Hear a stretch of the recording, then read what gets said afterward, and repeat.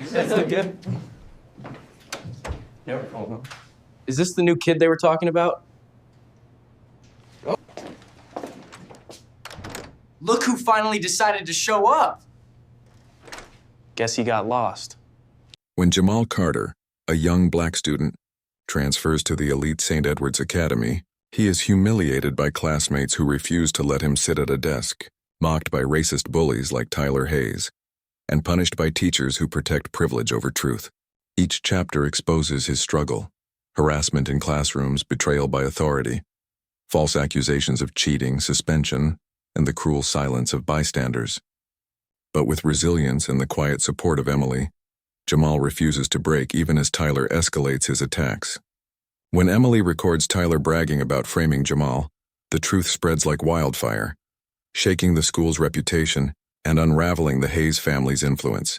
As Jamal's father, secretly a feared Mafia boss, confronts the corrupt board, the system cracks under exposure, and Tyler faces public disgrace, expulsion, and isolation.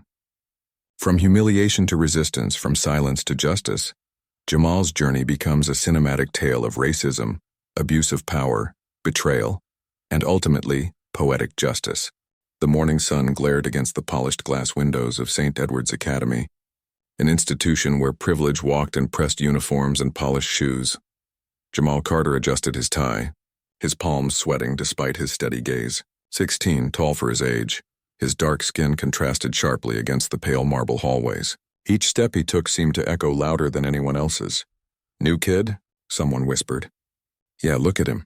Doesn't belong here," Jamal heard every word. He didn't flinch. His father's voice echoed in his memory. "Respect yourself first, even when they try to strip it away." He walked into his first classroom. Rows of desks, sunlight pouring in. One seat was empty, in the center. He moved toward it. Before he could sit, a hand slammed the desk. "That seat's taken." The words came from Tyler Hayes, blonde hair slicked back, smirk plastered on his face. Two friends flanked him, snickering. Jamal blinked. "There's no one sitting here. Not for you." Tyler's smirk widened. "This row is for us. You..." His eyes scanned Jamal up and down. "We can sit in the back. Or on the floor. Doesn't matter." The classroom grew silent. Eyes shifted, but no one spoke. The teacher, Mr. Colton, shuffled papers at his desk, pretending not to notice. Jamal's throat tightened. His fist curled, hidden by his blazer. "Not today. Don't give them satisfaction." He forced his voice steady. "I'll sit here." Tyler leaned closer, his whisper venomous but loud enough for all to hear. "I said no, boy." Laughter erupted from the back. Jamal froze. The teacher finally looked up, sighing. "Mr. Carter, please don't cause disruptions on your first day. There's an empty seat in the corner, near the trash bin." Every eye waited. Jamal's jaw clenched, but he moved. Each step toward the corner scraped dignity from him. He sat staring at the chipped wood desk, pretending not to hear Tyler whispering, "Trash where trash belongs." Silence thickened. The narrator's voice slipped between the cracks of the scene. "Racism rarely wears a uniform. Sometimes it hides in silence. In teachers who look away. In classmates who laugh but never speak. Silence is its sharpest weapon." Jamal didn't cry. He stared straight ahead. But his fists remained tight in his lap, his nails digging crescents into his palms. And though no one knew it yet, every cruel laugh, every denied seat, was adding fuel to a fire they could never control. Because Jamal Carter wasn't just another boy. He was the son of Vincent Carter. And Vincent Carter was no man to be disrespected. The hallways of St. Edward's buzzed like a hive, every locker slam echoing off the marble walls. Jamal walked through them with measured steps, his backpack hanging loose, shoulders square. He refused to show nerves. He had learned that weakness invited attack. Still, the whispers crawled over him like insects. "Did you hear? He's on scholarship. Probably from some pity fund. Bet his dad's a janitor or something." Jamal clenched his jaw but kept moving. His father's lesson hummed in his head. "Words are smoke. Let them choke on it before you ever breathe it in." At his locker, he fumbled with the code. Behind him, the familiar sneer came. "Yo, Carter." Tyler leaned against the wall, flanked by his shadows. "How's life in the corner seat, comfy?" The boys laughed. Jamal didn't turn. "It's fine." "Fine?" Tyler stepped closer, lowering his voice. "See here, we don't like freeloaders." You people, he let the words drip, take up space that ain't yours. Jamal's hand froze on the lock. He inhaled slowly, steady. I didn't take anything. I earned my place, Tyler chuckled. Earned, please? My dad's a trustee. You think you can compete with that? Nah, you'll be gone by Christmas. One of Tyler's friends added, if not sooner. The bell rang, cutting the tension. Jamal picked up his books and walked away without a word. At lunch, the cafeteria smelled of grease and wealth. Pizza, burgers, and salads too expensive looking to belong in a school. Jamal scanned the room. Every table seemed full except the one near the trash bins again. Don't even try. Tyler's voice rang from across the room. This table's taken. Students chuckled. Jamal turned, tray in hand. That's when a soft voice called, You can sit here. He looked. Emily Ross, a girl with brown hair tucked behind her ears, waved him over. Her table had only her books stacked neatly, untouched. He hesitated. You sure? Yeah, sit. He slid into the seat. The stares from other students burned, but Emily didn't flinch. You don't have to, Jamal murmured. I want to, she replied simply, stabbing her salad with her fork. They're jerks. I see it. Her words startled him more than the insults. No one else had admitted it aloud. Why? He asked. Because silence makes it worse. She met his eyes. My mom always says, if you're not helping, you're part of the harm. For the first time all day, Jamal felt the corner of his mouth twitch upward. Later, during history class, the injustice sharpened. Mr. Colton paced as students scribbled notes. Tyler leaned back, whispering loudly, Hey Carter, why don't you tell us about slavery? Bet your ancestors loved history. The class laughed. Jamal's hand tightened on his pen. His chest heaved once. Inhale, exhale. Mr. Carter, Colton snapped suddenly. Quiet down. Pay attention. The laughter doubled. Jamal stared at the teacher. I didn't say anything. Enough, Colton barked. Detention after class. The pen almost snapped in Jamal's grip. His silence screamed louder than words. Narration pierced the air. Bias doesn't always shout. Sometimes it points a finger at the quietest student, because silence makes the easiest target. After class, as Jamal gathered his things, Emily whispered, That wasn't fair. He shrugged. Fair doesn't live here. Her eyes softened. You're stronger than I'd be. He met her gaze for a brief second. Then he walked out, his back straight though his spirit ached. Behind him, Tyler leaned against the doorway, smirking. This is only the beginning, Carter. Jamal didn't answer. He just kept walking, fists hidden in his pockets. But inside, the fire spread. A final cinematic shot of the black student smiling confidently, sunlight streaming through the window, symbolizing justice and triumph. High-resolution cinematic classroom scene. Teenage students wearing matching red varsity jackets with white sleeves, sitting at wooden desks in a bright classroom with posters on the walls. One arrogant white male bully with short brown hair and a smug expression always wears the varsity jacket, often sitting casually with his shoes up. His three white friends in the same varsity jackets laugh and support him. A young black male student with short curly hair, medium dark skin, and a navy hoodie over his school uniform stands out, serious and resilient. Keep all characters consistent in appearance, clothing, hairstyle, and setting across every scene. The mood should be dramatic, emotional, and story-driven. A final cinematic shot of the black student smiling confidently, sunlight streaming through the window, symbolizing justice and triumph.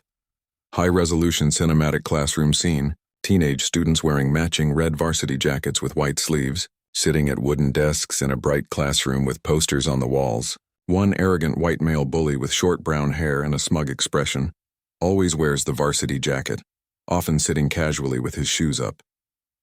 His three white friends in the same varsity jackets laugh and support him. A young black male student with short curly hair, medium dark skin, and a navy hoodie over his school uniform stands out, serious and resilient.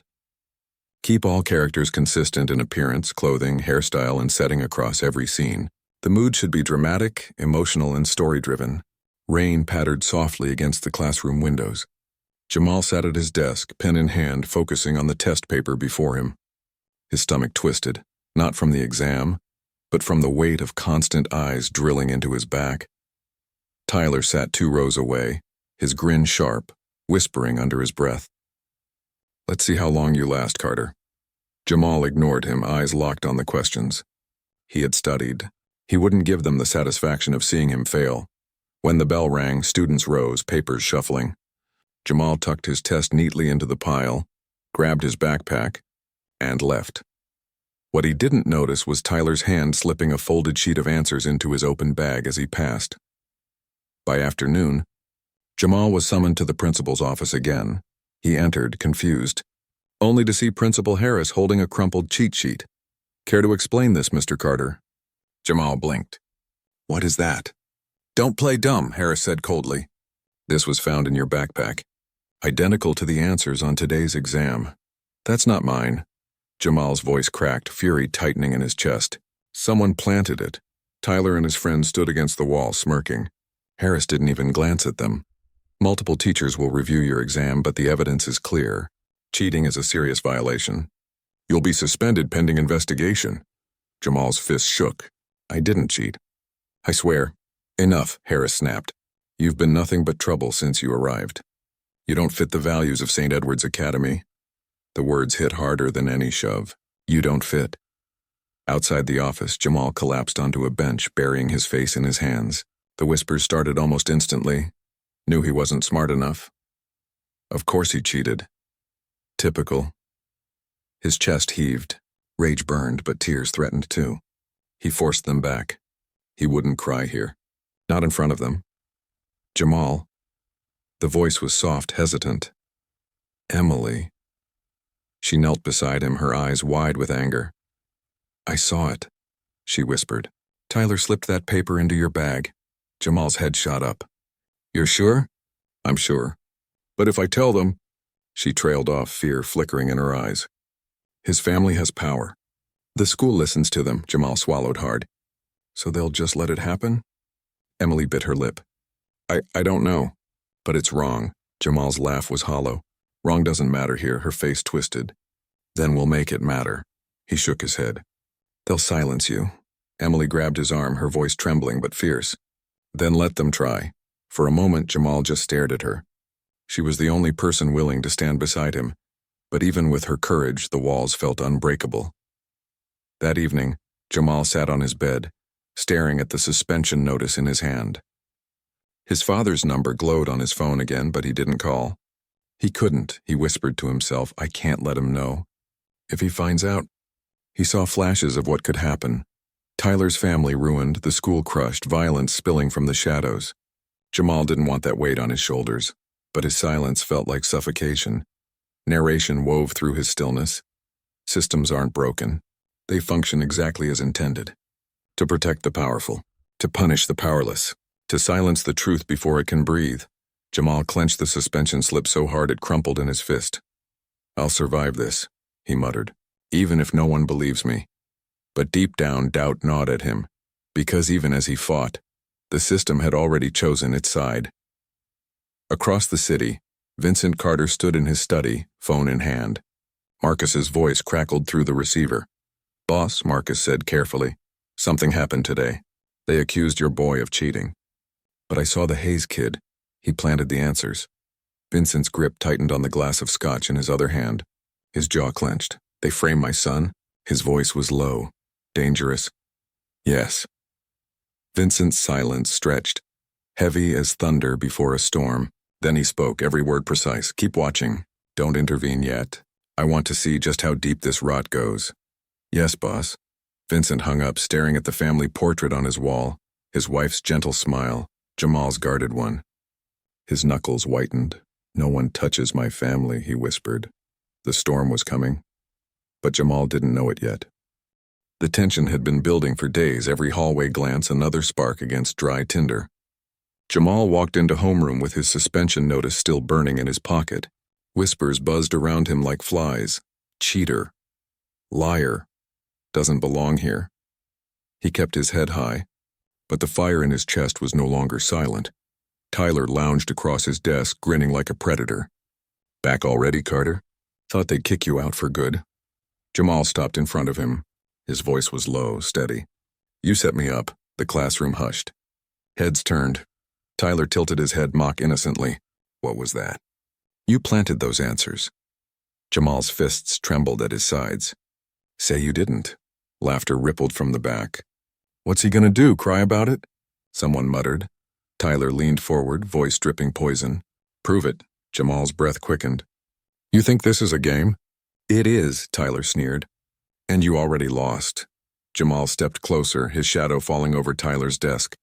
Respect me. The words cut through the air like a blade.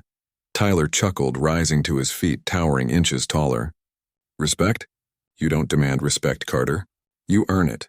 And you've earned nothing but pity.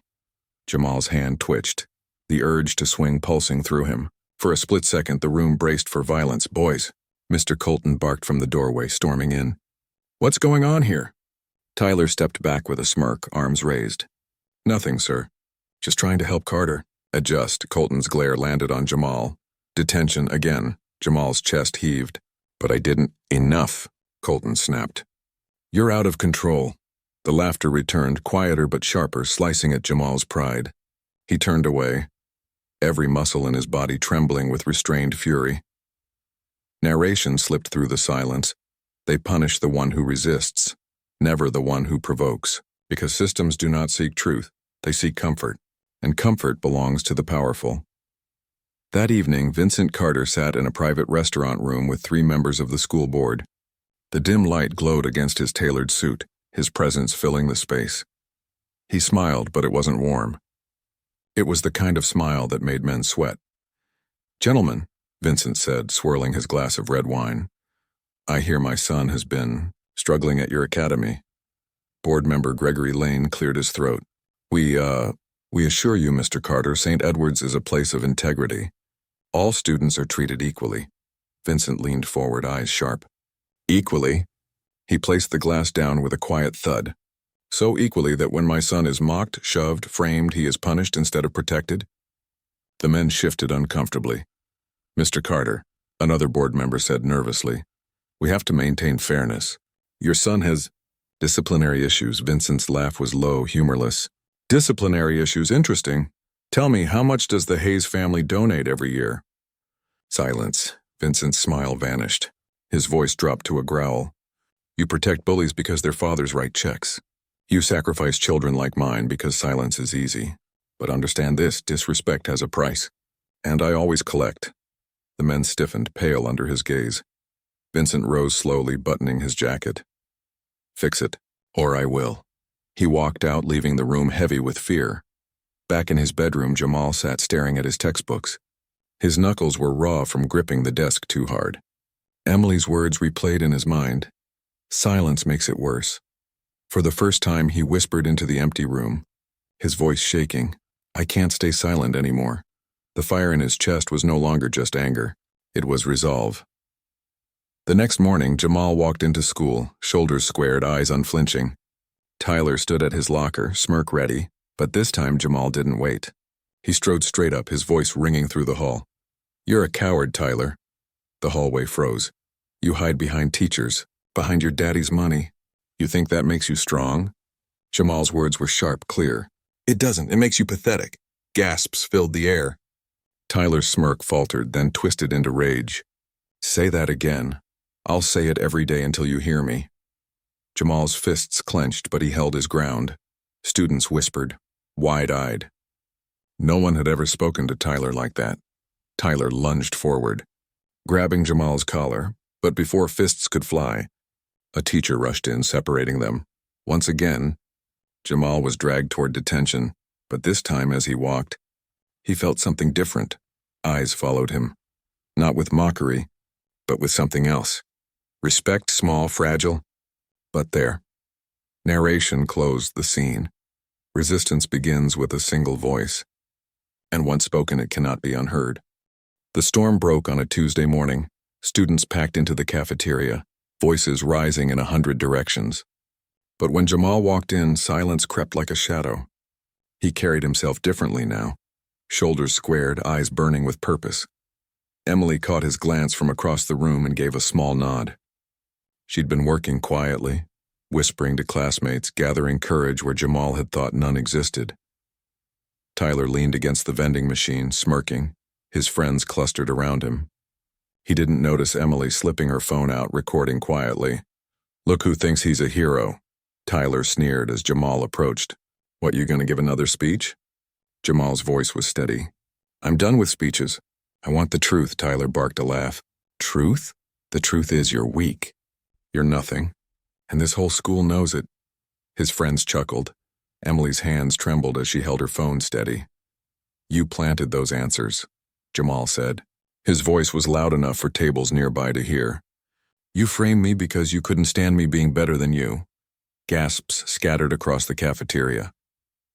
Heads turned. Tyler grinned, leaning closer. And what if I did? He whispered, low enough for most not to hear. But Emily's phone caught every word. Jamal's heart hammered. Say it again. Tyler smirked wider, arrogance dripping. I set you up, so what? Nobody's gonna believe you. I run this school. The words hung heavy. Emily's phone kept recording. That afternoon, whispers spread faster than wildfire. Screens lit up with Tyler's voice clear as day. I set you up. So what? By last period, the whole school had heard it. Teachers exchanged uneasy glances. Students huddled in corners, replaying the clip. Some laughing nervously, others muttering. He finally got caught. For the first time, the laughter wasn't at Jamal, it was at Tyler.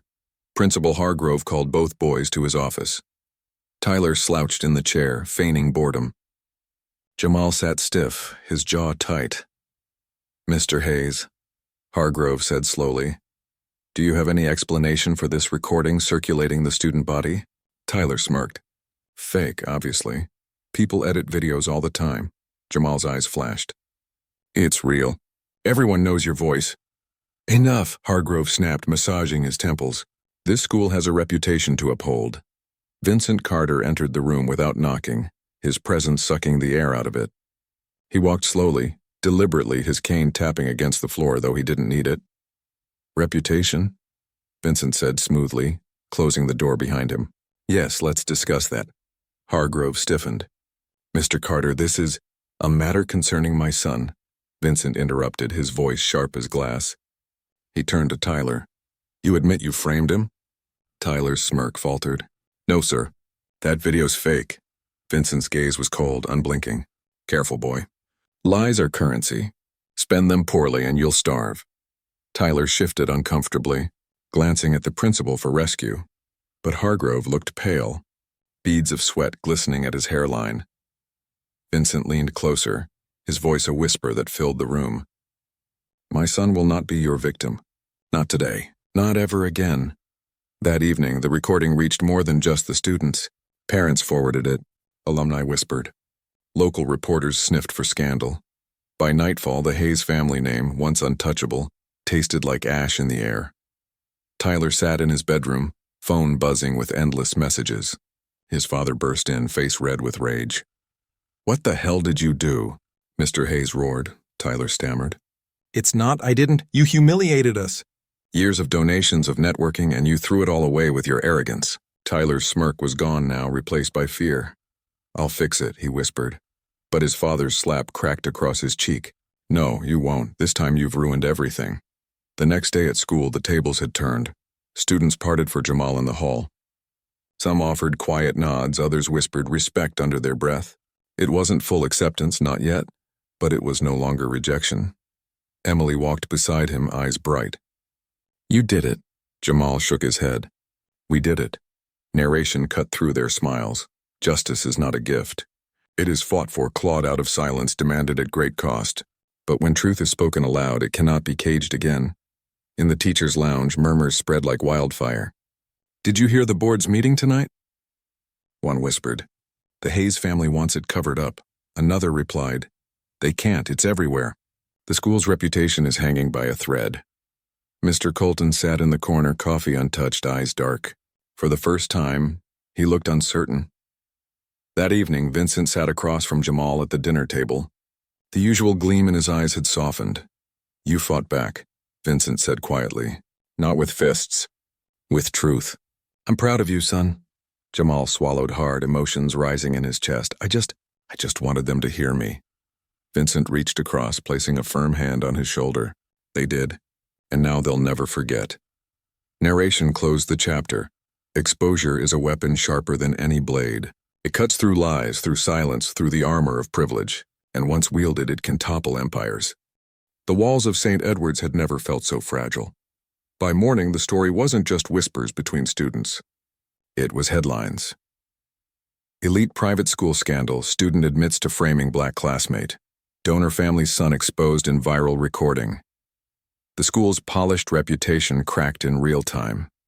Teachers scrolled their phones with wide eyes. Parents flooded the office with angry calls. Alumni wrote furious letters demanding accountability. Principal Hargrove sat in his office, tie loosened, sweat soaking through his collar. The board was coming tonight and every one of them smelled blood. In the hallway, Jamal walked with a quiet intensity. For the first time, no one blocked his path. No one dared whisper insults. Instead, heads ducked, voices hushed. Emily hurried up beside him. "It's everywhere, Jamal. My mom saw the article this morning. People are actually talking about what you went through." Jamal's jaw tightened. Talking doesn't fix it. They still let him do it. They still punished me for fighting back. Emily's voice dropped, almost a whisper. But this time, they can't hide it. Not anymore. Meanwhile, Tyler sat in an empty classroom, eyes bloodshot. His friends avoided him now, afraid to be dragged down in his fall. The door creaked open. Mr. Colton stepped in, his expression hard. "You disappointed me," Colton muttered. Tyler's head shot up. "Me, you're supposed to be on my side." Colton shook his head. "I looked out for you. I gave you cover, and you destroyed everything." "You don't get it," Tyler spat. "I run this place." Colton leaned closer, voice low and bitter. "Not anymore. You're poison now, and no one wants to touch you." For the first time, Tyler's bravado cracked. His hands shook. "They'll forget. They always do." But even he didn't sound convinced. That evening, the boardroom was packed. The long oak table gleamed under fluorescent light, but no polish could hide the stench of fear. Gregory Lane cleared his throat. "We are here to address the Carter Hayes matter." Murmurs filled the room. Vincent Carter entered late, his arrival like a storm. He didn't sit. He simply stood at the head of the table, cane in hand, eyes like sharpened steel. "My son was humiliated," Vincent began, his voice calm, almost too calm. "Framed, punished, lied about. And now the truth is out." A board member raised a hand nervously. "Mr. Carter, we deeply regret—" "Regret?" Vincent cut in sharply. "Regret is for accidents. This was not an accident. This was complicity. You let wealthy donors dictate who is guilty and who is innocent." The room fell silent. Vincent leaned forward, voice dropping. "And now the world knows. Your donations won't save you. Your reputation won't shield you. This school's name is ash." The board squirmed. Gregory Lane tried again. "We can issue a public apology." Vincent's laugh was cold. "Too late for apologies." He placed a folder on the table, sliding it across. Inside were photographs, documents, proof of shady donations, favoritism, corruption hidden under the school's glossy surface. Gasps echoed as the pages flipped. "Fix this," Vincent said softly. "Or I'll burn the whole empire down." No one doubted him. Back at home, Jamal sat on his bed, scrolling through messages. For the first time, some were kind. "Respect, bro. Sorry for what they did. You didn't deserve that." His chest tightened. Apologies couldn't undo the pain, but they cracked the wall of isolation he'd carried for weeks. Emily texted, "Board meeting tonight. Your dad's not holding back." Jamal stared at the screen, then whispered, "Neither am I." The next day, St. Edward's announced its decision. Tyler Hayes was expelled. Mr. Colton was suspended pending investigation. The school pledged reforms, diversity training, a new code of accountability. It sounded polished, official, neat. But the halls told a different story. Students buzzed with shock. Some cheered. Others whispered fearfully about the Hayes family's wrath. But all of them looked at Jamal differently, not as an outsider, not as prey, as someone who had fought back and won. Emily found him by the lockers, smiling faintly. "You did it, Jamal, you really did." Jamal shook his head. "We did it. You recorded him. You spoke up. Without you, they'd still be laughing at me." Her smile widened. "Maybe, but you gave everyone else courage. That matters more." Jamal exhaled slowly, the weight on his shoulders finally easing. Narration slipped through the moment. Fallout is messy. It doesn't fix the scars. It doesn't erase the pain. But it shifts the balance. and sometimes shifting is enough to topple giants. Across town, Tyler sat in his father's study, the silence heavy. Mr. Hayes poured whiskey, face grim. "You're finished," he said coldly. "Not just at school, everywhere. Colleges won't touch you. Recruits won't look twice. You destroyed our name." Tyler stared at the floor, eyes hollow. It was just a game. His father's laugh was bitter. "Games have rules, and you lost." The glass slammed against the table. Tyler flinched. For once, he had no comeback. Meanwhile, Vincent Carter stood on the balcony of his home, city lights glowing beneath him. Jamal stepped out quietly. "They expelled him," Jamal said. Vincent nodded. "Good, but don't mistake this for the end. There will always be another Tyler, another system protecting him." Jamal frowned. "Then what's the point?" "It never stops." Vincent turned to him, eyes sharp. "The point is this: you stood. You made them see you. That is how change begins. Small, relentless, unstoppable. For the first time, Jamal felt it too. Not just survival. Not just anger. Something deeper. Hope. Narration closed the chapter. Fallout is not the end.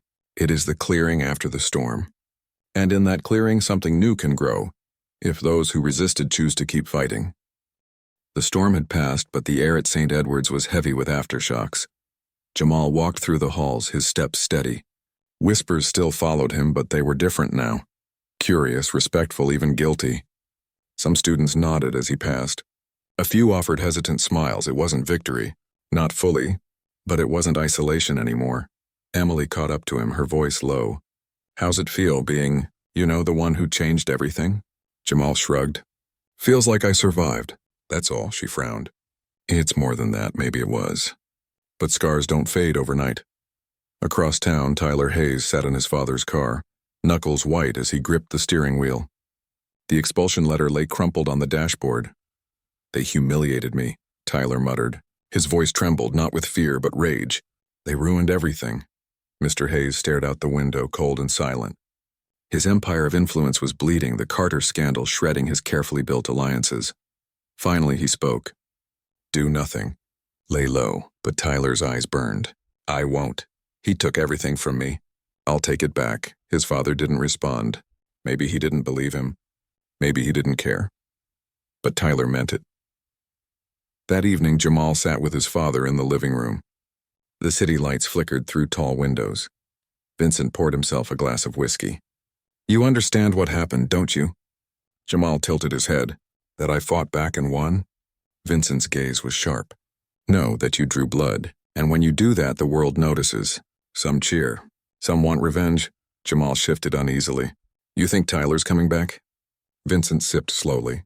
"Arrogant men don't go quietly. He'll try something. And when he does, you stay ready." Jamal's jaw clenched. "I'm tired of fighting." Vincent placed a hand on his shoulder, firm but not unkind. "Fighting isn't a choice, son. It's the cost of being seen." The cost came sooner than expected. 2 nights later, Jamal left the library after studying late. The campus was quiet, shadows stretching long under flickering lights. Footsteps echoed behind him. He turned and saw Tyler. His clothes were disheveled, his eyes wild, desperation oozing off him. "You ruined me," Tyler hissed. Jamal's pulse quickened. "You did that to yourself." "No." Tyler's voice cracked. "You humiliated me. You think they respect you now? They don't. They're laughing at you. Same way they laughed at me." Jamal stood his ground. "I don't need their respect. I needed the truth." And everyone heard it. Tyler's fists trembled. "Then hear this." He lunged. The scuffle was messy, raw. Tyler swung wildly, rage fueling him. Jamal blocked, shoved back, refusing to strike first. "Fight me," Tyler roared. "Come on, fight." "I'm not you," Jamal growled, dodging another blow. But Tyler's fury didn't stop. He shoved Jamal against the wall, spittle flying as he screamed, "You don't belong here. You never will." Something inside Jamal snapped, not rage, not fear, resolve. He shoved Tyler back, voice booming into the night. "I belong wherever I stand." The words echoed louder than fists ever could. By then, a group of students had gathered, drawn by the noise. Emily among them, phone in hand. They watched as Tyler stumbled, caught in his own fury, fists swinging at empty air. Jamal stood tall, steady, unbroken. Look at him, Jamal said, his voice cutting the silence. This is who you followed. This is who you protected. A coward who breaks the rules, then hides behind his father's money. And now he's nothing. Tyler froze, eyes darting to the watching crowd. For the first time, shame spread across his face. No, he whispered. No, they can't see me like this. But they did. And no one looked away. Emily stepped forward, her voice firm. It's over, Tyler. The others nodded, some even filming. The balance had shifted permanently this time. Tyler's chest heaved. He looked at Jamal, at the crowd, at his shattered image reflected in their stares. And he broke. He fled into the night, leaving behind the last of his power. Back in his room, Jamal collapsed on his bed, heart racing. Emily texted him. You didn't even have to hit him. You just stood. That's strength. He stared at the message, tears pricking his eyes. For the first time, he believed it. Vincent watched from the shadows of the hall, unseen. His lips curved into the faintest of smiles. My son, he thought. Stronger than I ever was. Narration closed the chapter. Reckoning is not about fists or victories. It is about truth revealed, power stripped bare, arrogance shattered. And in that moment, justice is no longer poetic. It is real. Morning sunlight streamed through the windows of St. Edward's, painting the marble floors in gold. The school looked the same as it always had, pristine, polished, untouchable. But beneath the shine, everything had changed. Jamal walked through the main hall with a quiet strength. Students parted for him, not out of fear, but respect. Some still whispered, but now the whispers carried weight, not malice. Emily walked at his side, her chin high. It's strange, she said softly. Feels like the whole place shifted. Jamal nodded. Maybe it did. In the boardroom, the final blow landed. The Hayes family withdrew all funding. Not willingly, but because no one wanted their money anymore. Businesses pulled away. Donors cut ties. The Hayes name was poison whispered in shame. Principal Hargrove resigned under pressure. Mr. Colton's suspension turned into termination after parents demanded accountability. And in their place, a new face stepped forward, a black woman named Dr. Morgan Ellis, appointed as interim principal. Her first words to the faculty were simple. This school will no longer protect the powerful at the expense of the vulnerable. It was more than a promise. It was a warning. That afternoon, Jamal found Tyler in the courtyard, expelled but still lingering, desperate to reclaim scraps of dignity. Tyler's eyes were hollow, dark circles etched beneath them. His once perfect posture sagged, arrogance drained away. You think you won? Tyler muttered. Jamal met his gaze calmly. I didn't need to win. I just needed the truth. Tyler's lips curled bitterly. Truth doesn't matter. People forget. They always forget. Jamal stepped closer. Maybe they will. But not this time. Because now every time they see you, they'll remember what you did. And every time they see me, they'll remember I stood. Tyler flinched at the words as if struck. For once, he had no reply. He turned and walked away, shoulders hunched, swallowed by the very silence he once used against others. Narration cut softly into the moment. Poetic justice does not always roar. Sometimes it whispers, stripping away power, leaving only emptiness in its place. The bully, once untouchable, now walks alone. The victim, once silenced, now stands unbroken. That evening, the Carters gathered on their balcony, city lights flickering below. Vincent poured 2 glasses of sparkling cider, handing one to Jamal. His usual sharpness softened in the glow of the night. You fought without fists, Vincent said. That's harder. And it lasts longer. Jamal sipped quietly, then asked, Did I do it the way you wanted? Vincent looked at him, truly looked, and shook his head. No, you did it better. For the first time, father and son shared not just pride, but understanding. The next week, Jamal returned to class. His desk was waiting, not blocked, not mocked. No one dared touch it. He sat down slowly, his eyes meeting those around him. Some dropped their gaze. Others nodded faintly. Emily smiled. And for the first time, Jamal felt what he had been denied since his first day, belonging. In the distance, the school bell rang, crisp and clear, but in Jamal's chest, another sound echoed louder.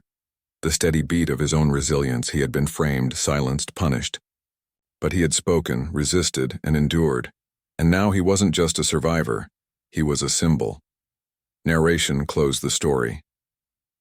Systems built on silence crumble when truth is spoken. Bullies lose their power when their cruelty is exposed.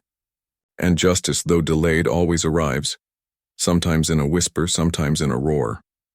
For Jamal Carter, justice came not in fists or revenge, but in standing unshaken, unbroken, until the world was forced to see him. That is poetic justice.